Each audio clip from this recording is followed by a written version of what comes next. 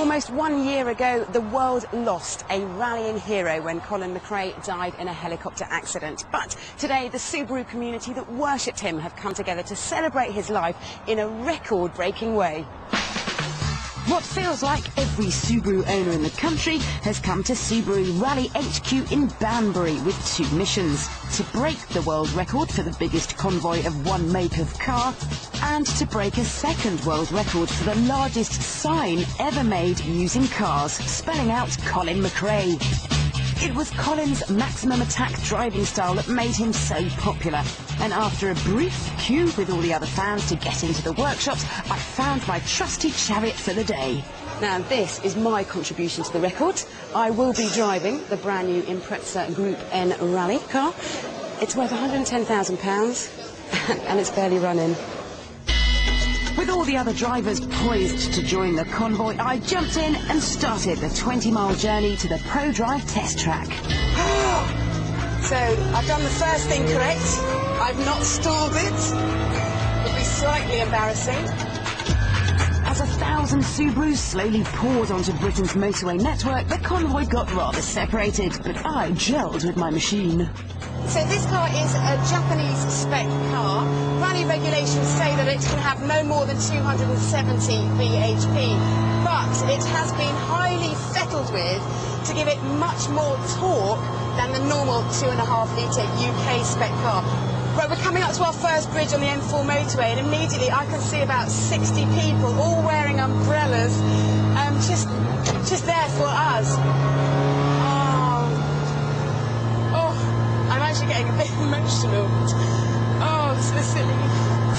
This event had been organised by just 3 members of the public, but it felt epic. I was in a privileged position at the front and arrived on schedule, but not everyone had such a lucky trip. Well, I've made it to the Pro Drive test track, so has the police car, and so had a couple of hundred other lads and lasses. However, somewhere in the convoy, somebody took a wrong turn. So there are about 1,000 Subarus crisscrossing their way around the country trying to find us. As yet, we have not set our world convoy record, but there's still time.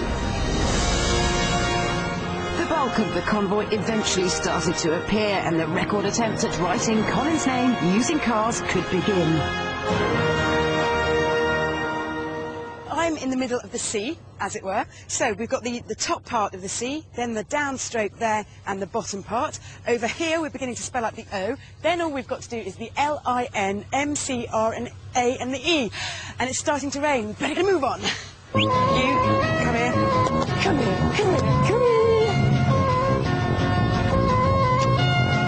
That's my L, son. Anyone want to be an I? An I, anyone? If the car parking choreography worked to plan, the name would be spelt in letters 40 metres tall and half a mile wide. Yeah, I'll get that scooter down, yeah. Needs to be 50. Oh, there you go. I'm pretending to know what I'm doing. And of course, any tribute to a proud Scotsman isn't complete without a Scottish flag, to which I added the finishing splash of white. It's quite popular around here.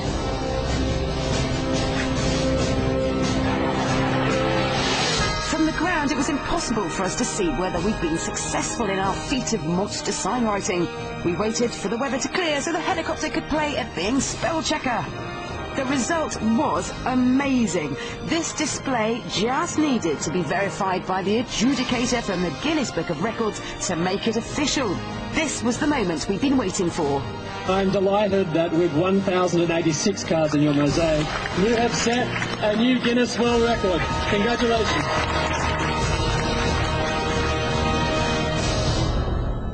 We'd done it!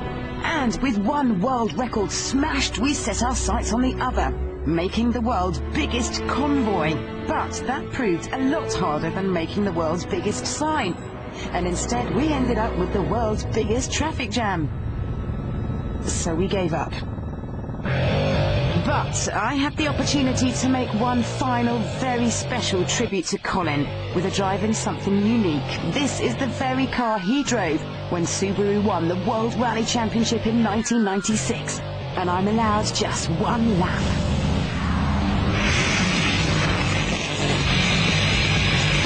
Let's try the handbrake. Oh, the handbrake works!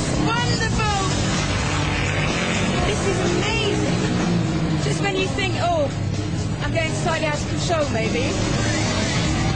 The front end just tucks herself back in, and off we go. This is one of the most amazing cars I've ever driven in my life. Oh, no wonder Colin Mcrae loves his job.